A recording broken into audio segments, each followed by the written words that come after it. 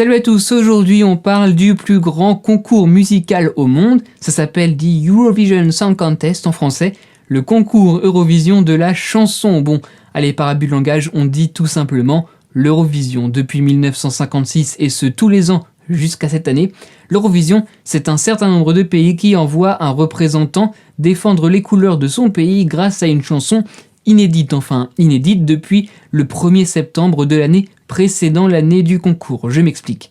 Par exemple, pour le concours 2021, la chanson ne doit pas avoir été commercialisée avant le 1er septembre 2020. C'est d'ailleurs l'une des nombreuses règles du concours. En voici quelques autres. La chanson ne peut pas dépasser 3 minutes. Il ne peut pas y avoir plus de 6 personnes sur scène. On ne peut pas voter pour son propre pays. Il faut avoir au moins 16 ans pour participer et on peut aussi chanter dans la langue que l'on souhaite et non pas seulement dans la langue de son pays. Alors, quelle organisation ?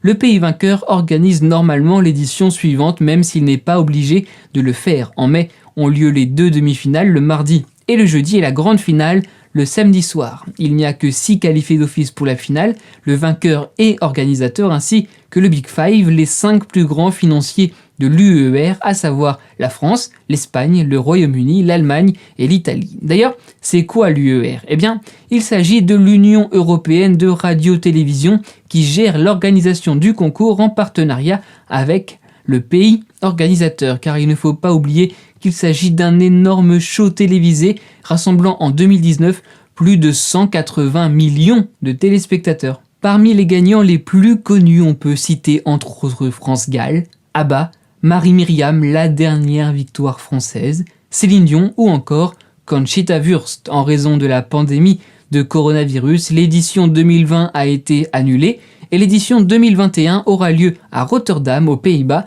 la même où elle aurait dû se tenir cette année.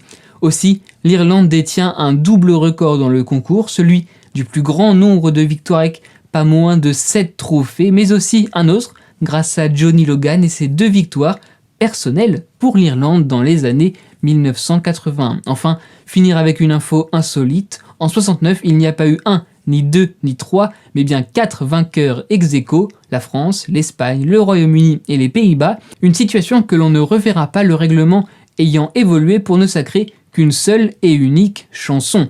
Voilà, en un peu plus d'1 minute, on en sait un peu plus sur le concours Eurovision de la chanson. Merci d'avoir été au rendez-vous pour cette vidéo réalisée, vous l'aurez vu, en toute subjectivité. Je vous donne rendez-vous très vite pour de nouvelles vidéos. N'hésitez pas à faire un tour sur les réseaux sociaux. N'oubliez pas le fil info sur Instagram, l'essentiel de l'actualité à retenir. Soyez heureux, restez curieux.